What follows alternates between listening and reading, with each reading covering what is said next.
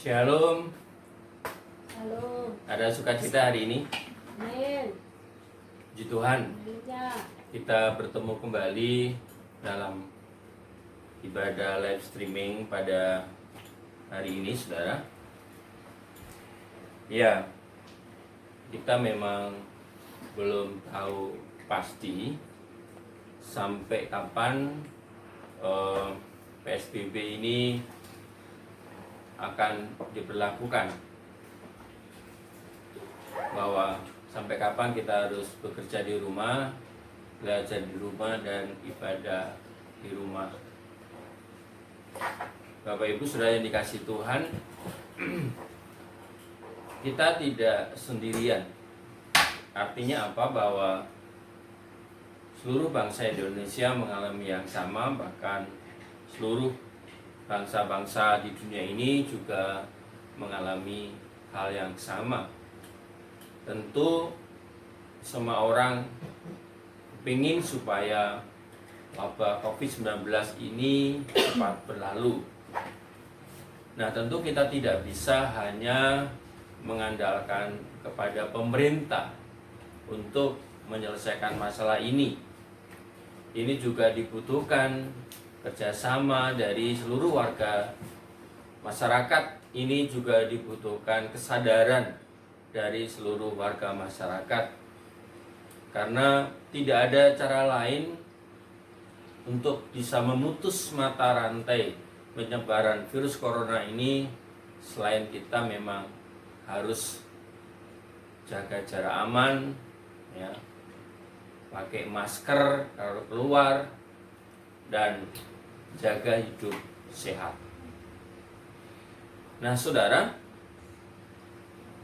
ketika seseorang mengalami masalah dalam hidupnya, ketika seseorang ada problem dalam hidupnya, tentu orang tersebut berharap ada orang-orang lain yang mau memperhatikan hidupnya. Mungkin teman, mungkin sahabat, mungkin saudara, mungkin keluarga yang mau peduli, yang mau care, yang mau betul-betul simpati, bahkan empati kepada orang yang sedang mengalami problem tersebut. Kadang-kala kita merasa ketika ada dalam persoalan hidup, kita ini merasa sendiri saja. Saudara, kita sudah memperingati kebangkitan Tuhan Yesus.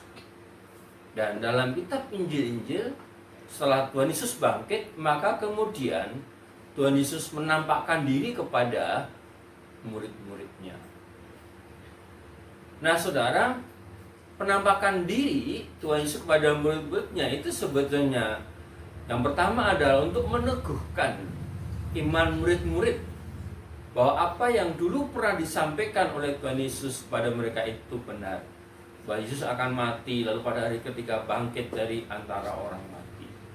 Lalu yang kedua itu adalah mempersiapkan hati murid-murid, karena memang sebentar lagi pada hari yang ke-40 Tuhan Yesus akan naik ke surga. Nah, saudara, kalau minggu yang lalu kita bicara tentang penebusku hidup, maka hari ini saya akan berkhotbah dengan tema penebusku peduli. Nah, saudara, seringkali orang berpikir bahwa ketika Tuhan Yesus naik ke surga, maka Tuhan Yesus lalu kemudian pensiun, tidak lagi memperdulikan umatnya, tidak lagi memperdulikan murid-muridnya. Nah, hari ini kita akan belajar firman Allah bahwa sejatinya penebus kita itu adalah Tuhan yang selalu peduli dalam kehidupan kita. Kita akan bersama-sama memahami Injil Yohanes pasal yang ke-20 ayat 19 sampai pasal 21 ayat yang ke-9 sebetulnya, ya. Nah, saudara, kalau kita cermati pada bagian-bagian ini, kita bisa melihat bahwa bukti kalau Yesus itu peduli adalah yang pertama, bahwa Yesus hadir dalam ketakutan kita. Yesus hadir dalam ketakutanmu. Mari kita lihat Yohanes pasal 20 ayat 19 dan ayat yang ayat 19 sampai 23 ya. Ketika hari sudah malam, pada hari pertama minggu itu berkumpullah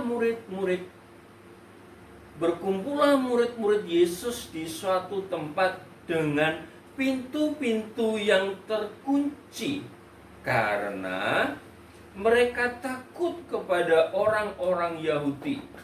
Pada waktu itu datanglah Yesus dan berdiri di tengah-tengah mereka dan berkata, "Damai sejahtera bagimu." Saya ulangi saudara, ayat yang ke-19 ini. Ketika hari sudah malam pada hari pertama minggu itu, berkumpullah murid-murid Yesus di satu tempat dengan pintu-pintu yang terkunci. Alasannya karena mereka takut. Mereka berkumpul di satu rumah, di satu tempat dengan pintu dan jendela terkunci. Alasannya karena mereka takut kepada orang-orang Yahudi.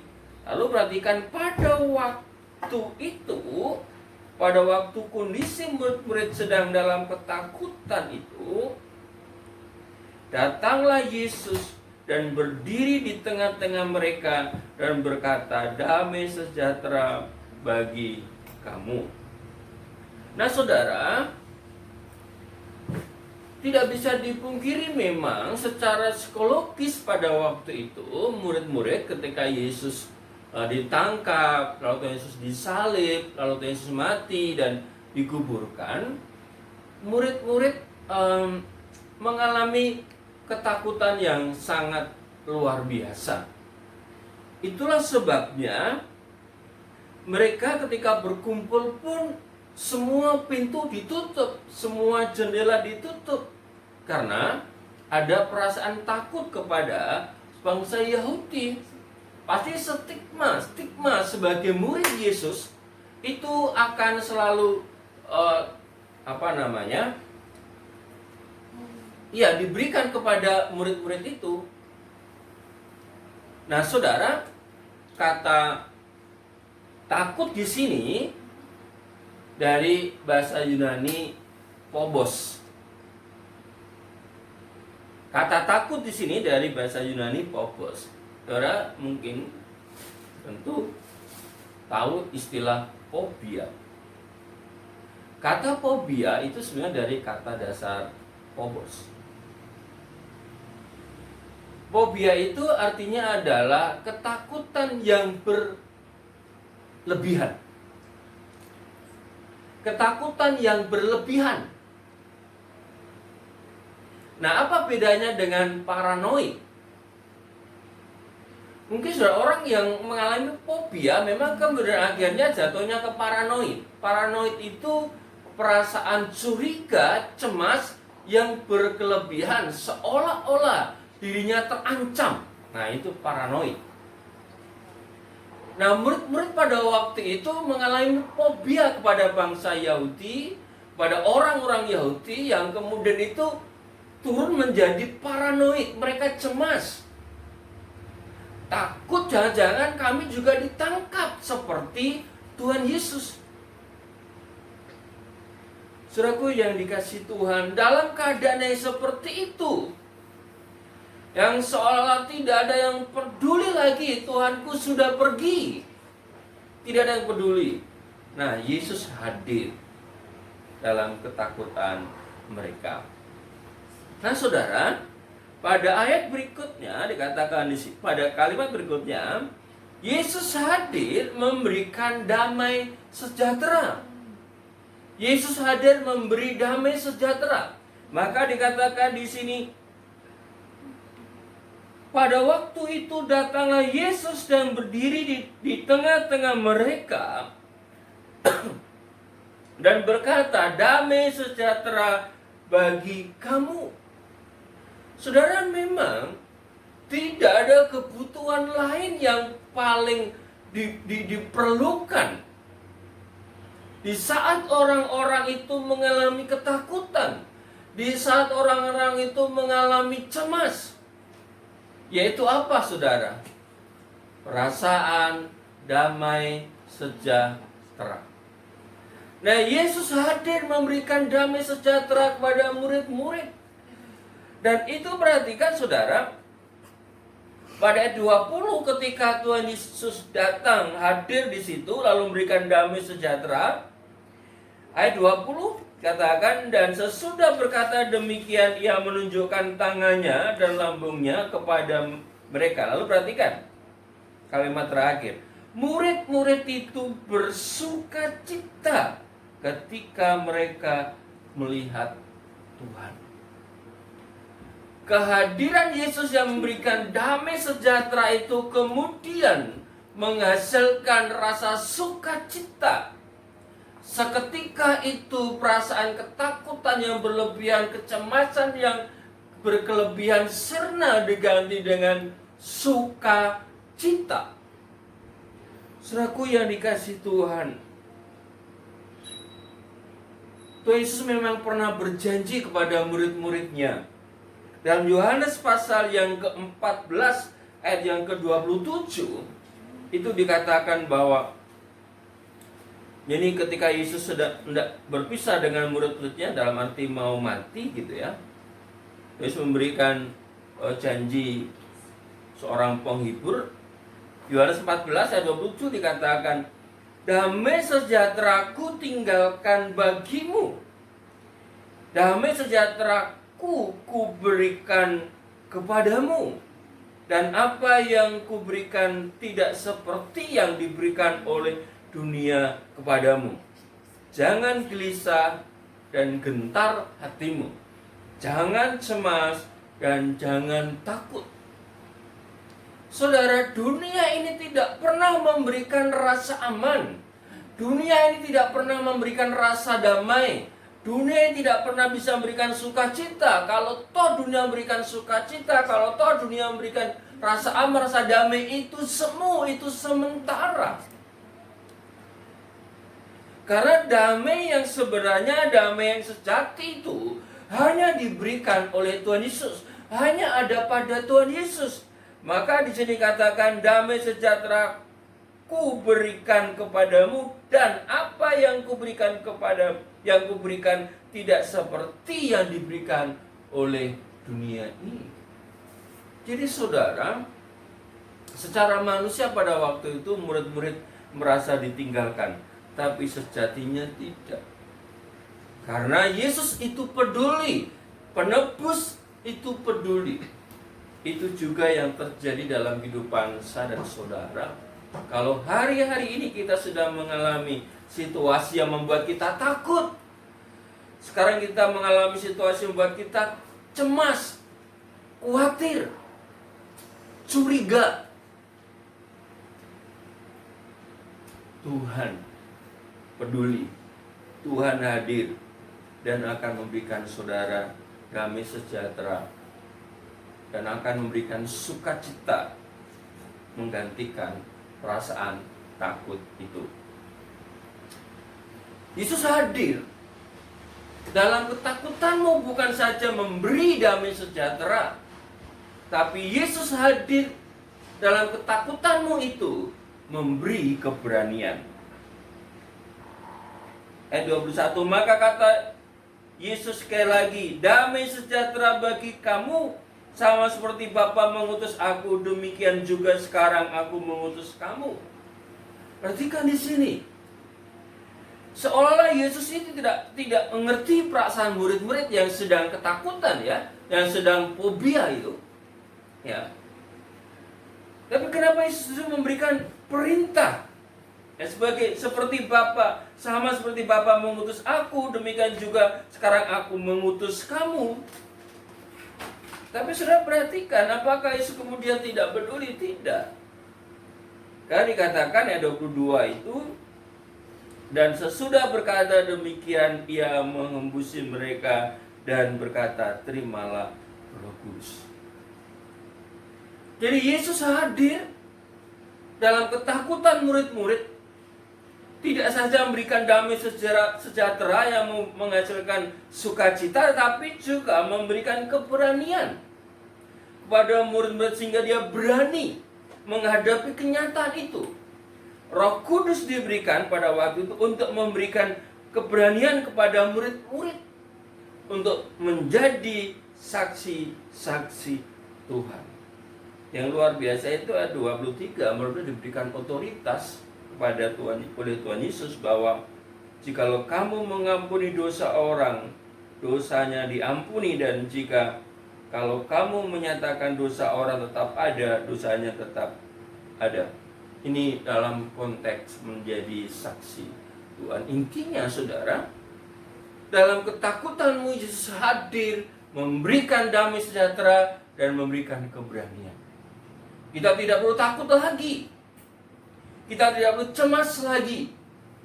Setiap kita orang percaya dalam Kisah pasal 1 ayat 8, kita telah diberikan Roh Kudus, kita telah diberikan kuasa oleh Tuhan, sehingga kita berani menghadapi kenyataan hidup yang sekarang ini sedang bersama-sama kita hadapi.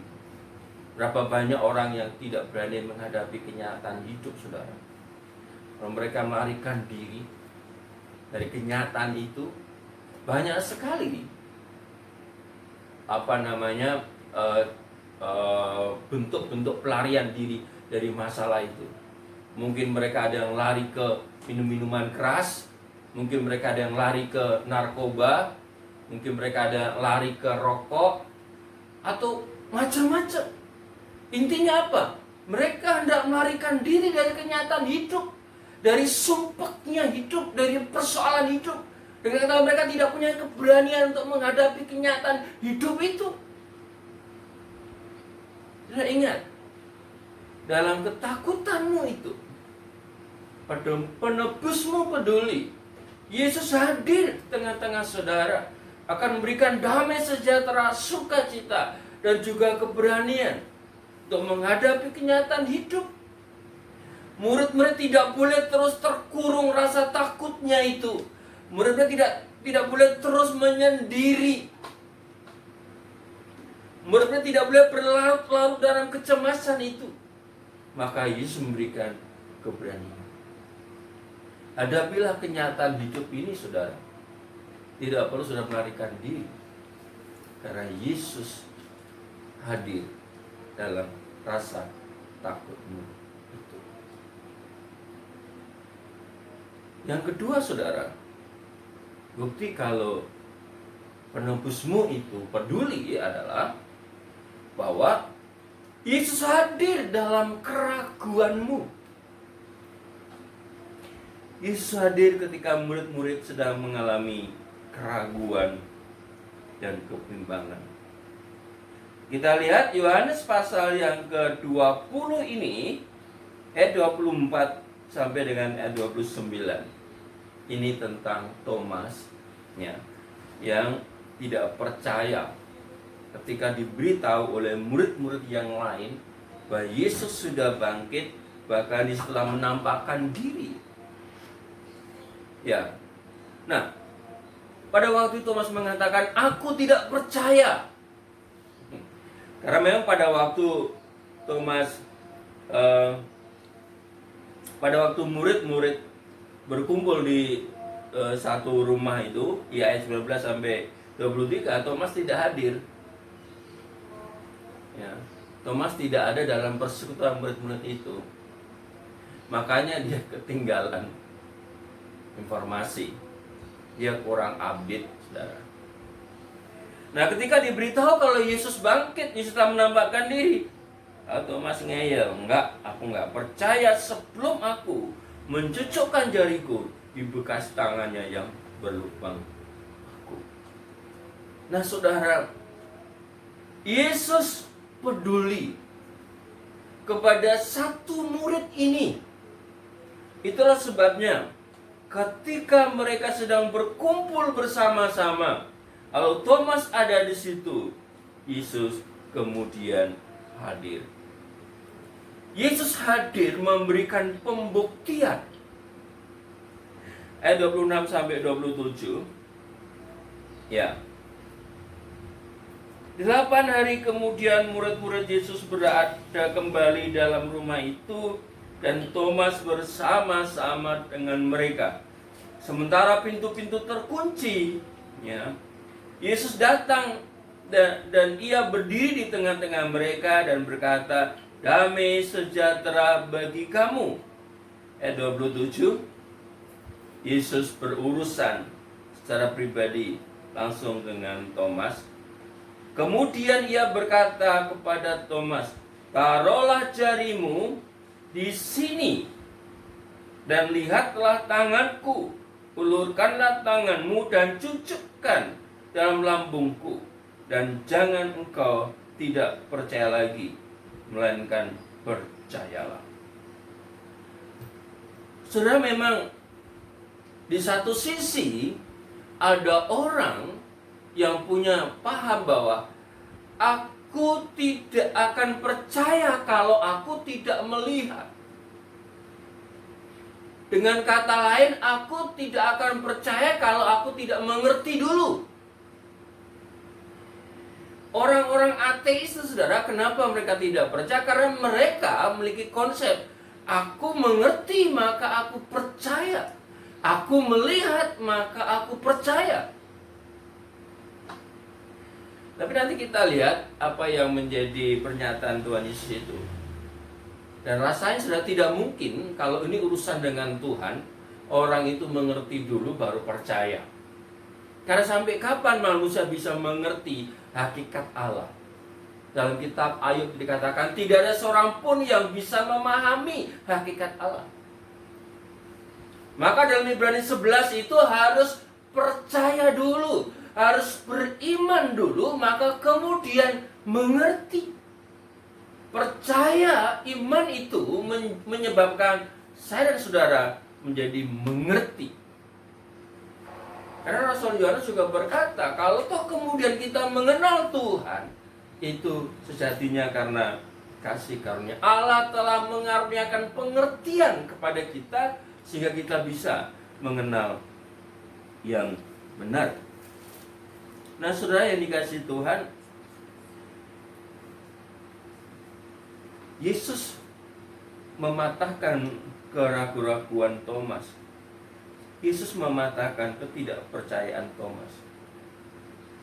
Yesus ada di situ, lalu kemudian langsung, lihat ini tanganku dan lihat ini lambungku, mari ulurkan tanganmu dan cucukkanlah dalam lubang bekas paku yang ada di tanganku dan bekas tombak yang ada di lambungku.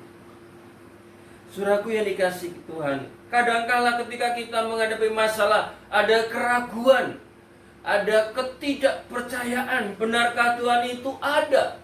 Benarkah Tuhan itu peduli terhadap saya dan saudara? Lalu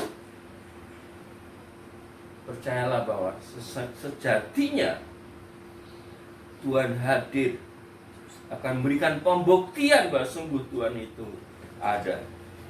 Lalu yang berikutnya saudara, ayat 28 sampai 29, Yesus hadir memberikan keyakinan, memberikan peneguhan, bukan saja pembuktian tapi juga peneguhan. Ayat 28 sampai 29, Thomas menjawab dia, "Ya Tuhanku dan Allahku." Kata Yesus kepadanya, "Karena engkau telah melihat aku, maka engkau percaya. Berbahagialah mereka yang tidak melihat namun percaya."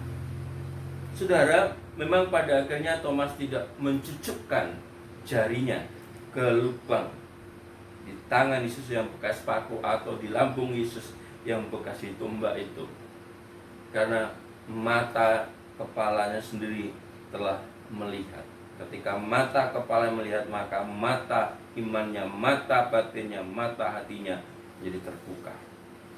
Tetapi Yesus berkata, berbahagialah mereka yang tidak melihat namun percaya.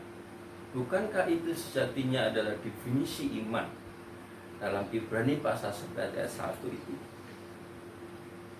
Ya, Saudara yang dikasih Tuhan,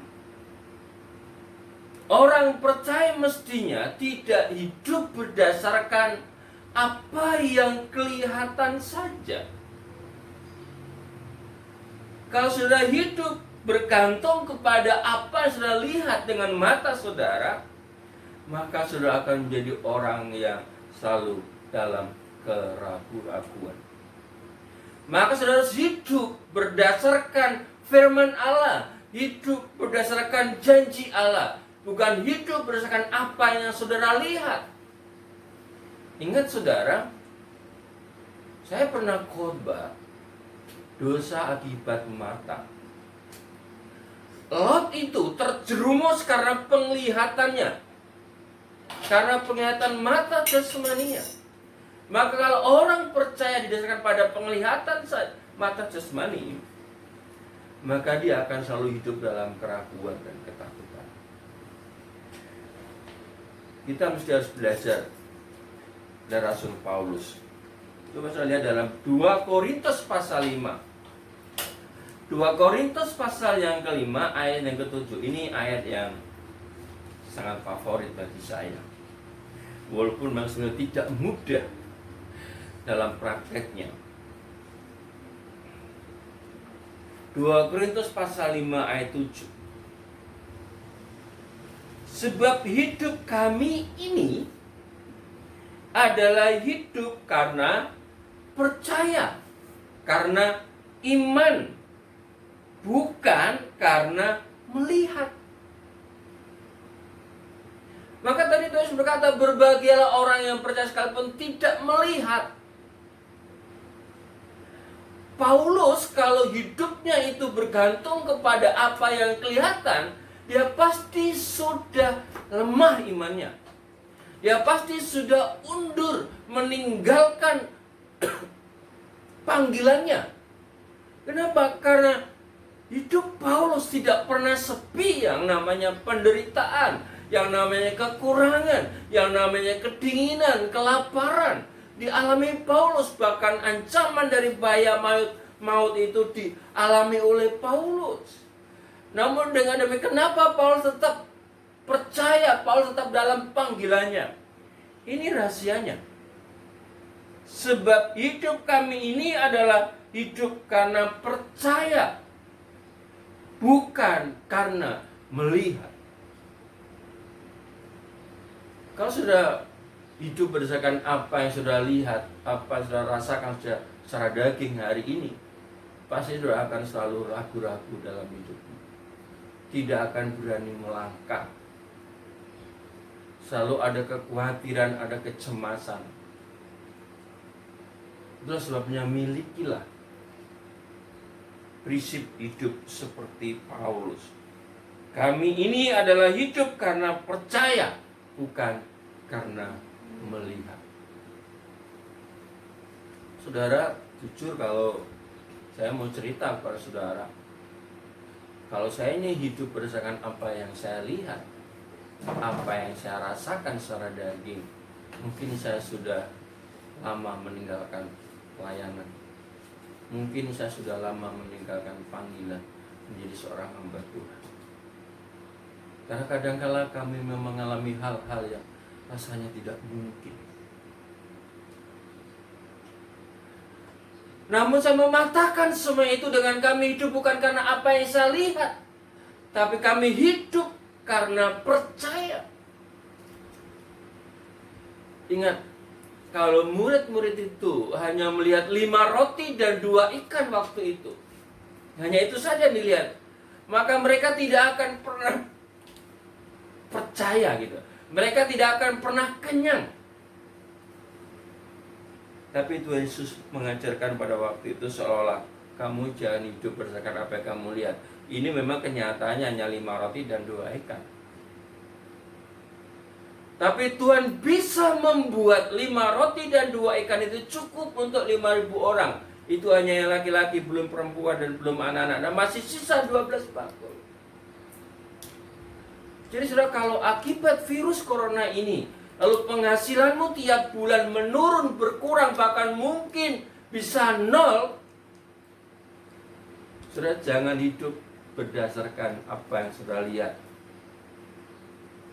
Tapi percayalah, karena Tuhan hadir dalam keraguan. Apa bisa saya hidup dengan uang sekian? Apakah saya bisa hidup dengan beras sekian? Percayalah, keraguanmu itu diketahui oleh Tuhan, dan Tuhan hadir untuk meneguhkan saudara, untuk membuktikan bahwa Dia ada. Penebusmu itu peduli. Yang pertama, ingat, Yesus hadir dalam ketakutanmu. Dan yang kedua, Yesus hadir dalam keraguanmu. Dan yang ketiga, Yesus hadir dalam kegagalanmu.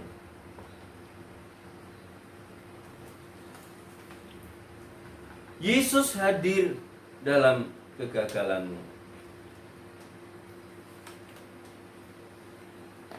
Mari kita perhatikan ayat yang pasal 21, ayat Yohanes pasal 21 tadi, ya.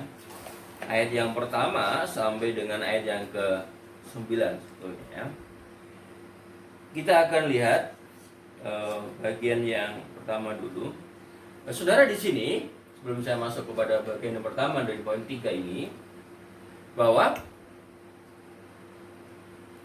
Petrus, ya, dalam pasal kita 21 ini berkata pada teman-temannya, aku akan melaut, kira-kira begitu kan. Coba perhatikan, kemudian Yesus menampakkan diri lagi, ayat 1 pasal 21, ya, kepada murid-muridnya di pantai Danau Tiberias, dan ia menampakkan diri sebagai berikut. Di pantai itu berkumpul Simon Petrus, Thomas yang disebut Didimus, Nathanael dari Kana yang di Galilea, anak-anak Zebedeus, dan 2 orang muridnya yang lain. Lalu ayat 3, kata Simon Petrus kepada mereka, aku pergi menangkap ikan. Kata mereka kepadanya, kami pergi juga dengan engkau. Mereka berangkat lalu naik ke perahu. Perhatikan, tetapi malam itu mereka tidak menangkap apa-apa. Saudara, apa yang terjadi? Mereka semua ini mayoritas adalah mantan nelayan. Orang yang pekerjaannya hari-hari adalah menangkap ikan. Sudah lihat Injil Lukas pasal yang ke-5, ketika Yesus memanggil Simon. Simon waktu itu baru saja pulang dari menjala ikan. Mereka semua ini adalah ahli, ya, dalam hal menangkap ikan. Tetapi ketika mereka mencoba untuk kembali melaut, ya, kembali menangkap ikan, dikatakan semalam itu mereka tidak menangkap apa-apa. Mereka gagal. Mereka gagal. Istilah anak muda sekarang katot. Gagal total. Sepanjang malam capek, ngantuk, ya, tidak dapat apa-apa. Nah, ketika dalam kondisi seperti itu, Yesus hadir memberikan keberhasilan. Yesus hadir memberikan keberhasilan. Perhatikan ayat yang ke-6 di sana. Ayat 4, saudara. Ayat 4, 5, dan 6. Ketika hari mulai siang, Yesus berdiri di pantai. Akan tetapi murid-murid itu tidak tahu bahwa itu adalah Yesus. Kata Yesus kepada mereka, hai anak-anak, adakah kamu mempunyai lauk pauk? Jawab mereka, tidak ada. Maka kata Yesus kepada mereka, tebarkanlah jalamu di sebelah kanan perahu, maka akan kamu peroleh. Nah, perhatikan kalimat terakhir. Lalu mereka menebarkannya dan mereka tidak dapat menariknya lagi. Karena apa? Banyaknya ikan. Dalam kondisi mereka putus harapan. Harapannya mereka bisa membuat rileks gitu ya. Karena mereka takut, khawatir, cemas gitu ya. Lalu cobalah kita menangkap ikan. Barangkali kita mendapatkan ikan. Tetapi mereka gagal total, nggak dapat apa-apa. 1 ekor pun nggak dapat. Tetapi di saat kondisi yang seperti itu, ya, Yesus hadir dan Yesus memberi keberhasilan yang luar biasa. Nah, saudara, tentu ini ada kerjasama antara apa yang dikatakan oleh Tuhan, apa yang diperintahkan oleh Tuhan dengan murid-murid. Kalau misalnya murid-murid lalu bersikeras, Tuhan, kami sudah sepanjang malam menjalan tidak dapat apa-apa kok. Tiba-tiba kamu datang, tebarkanlah jalamu, ya, di sebelah kanan perahu. Apakah memang di sebelah kiri tidak ada ikan? Apakah hanya ada yang sebelah saya, sudah kanan, kiri, muka, belakang gitu. Kalau Simon pada waktu itu mengatakan begitu, Tuhan, saya ini sudah menebarkan jala di kanan, di kiri, di muka, di belakang perahu dan tidak dapat ikan.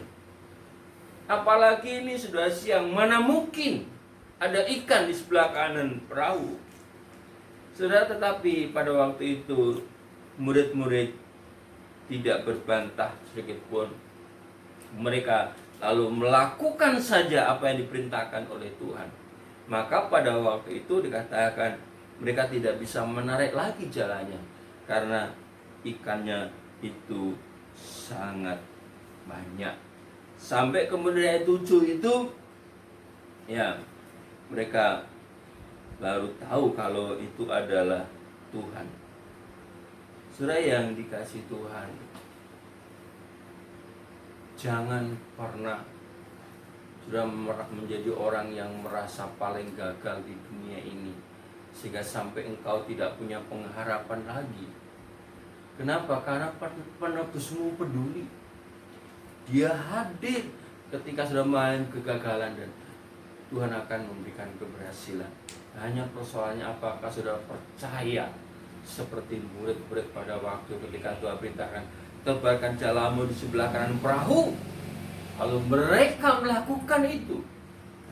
Mereka tidak lagi berpikir, mereka tidak lagi berdalih, mereka tidak lagi lalu berbantah-bantah kepada Tuhan. Tidak, mereka lakukan saja. Kalau saudara melakukan firman Allah tanpa harus berbantah-bantah, maka Tuhan akan membuat mukjizat dalam hidupmu. Seringkali kenapa kita tidak mengalami mukjizat?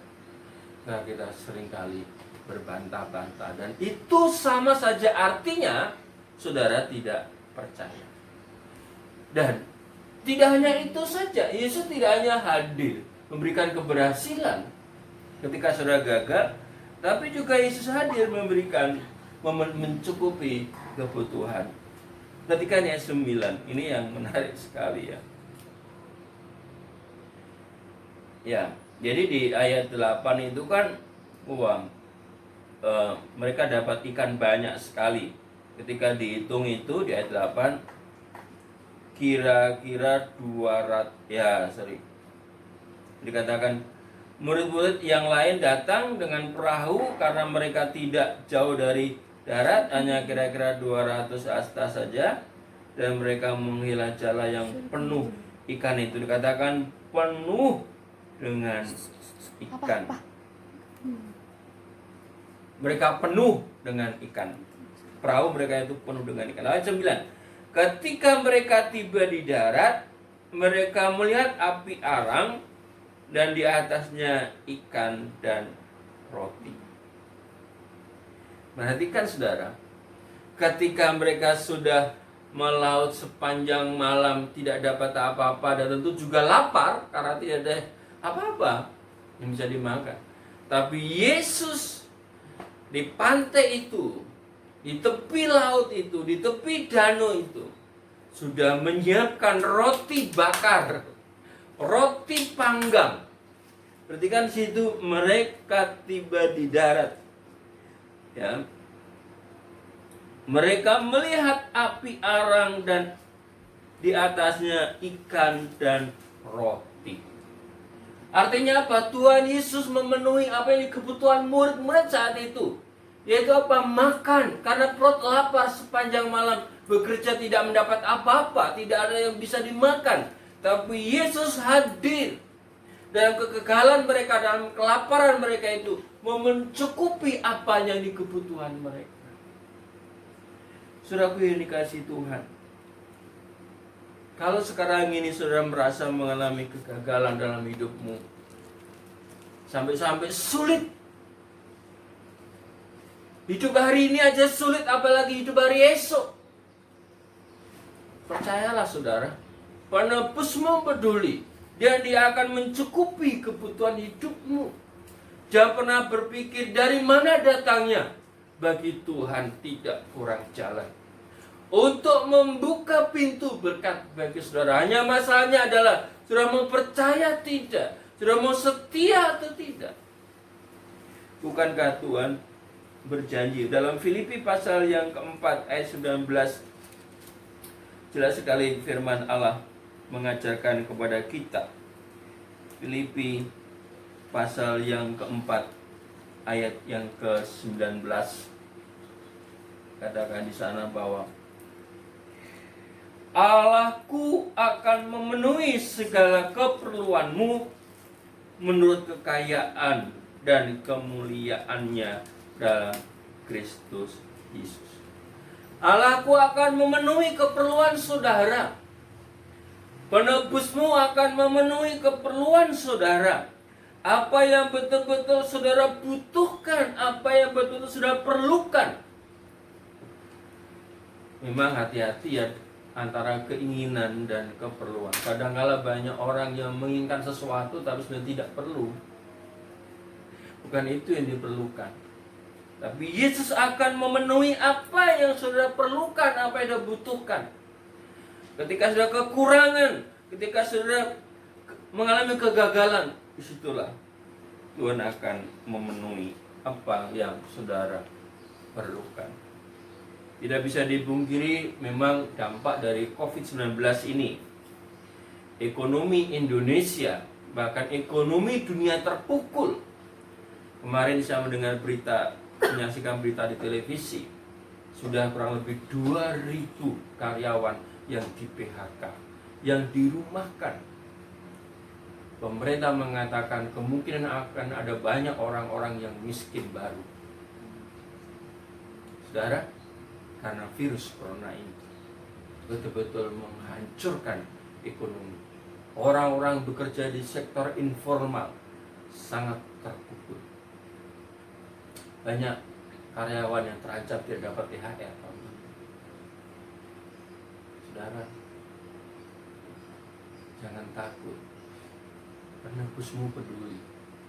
Dia pasti akan memelihara saudara, mencukupi apa yang saudara butuhkan. Percaya itu. Jangan andalkan pikiranmu. Jangan andalkan kepandianmu. Jangan andalkan teman-temanmu. Jangan andalkan atasanmu, tapi andalkan Tuhan. Tuhan punya 1000 cara untuk memelihara hidup saudara.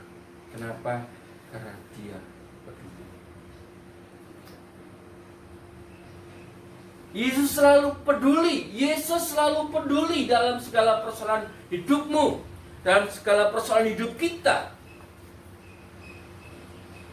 Karena itu, tetaplah berdiri sebagai orang beriman. Karena Yesus peduli di sana. Dan pasti Tuhan tidak akan membiarkan kita terus dalam persoalan. Persoalan itu pasti akan berhenti juga.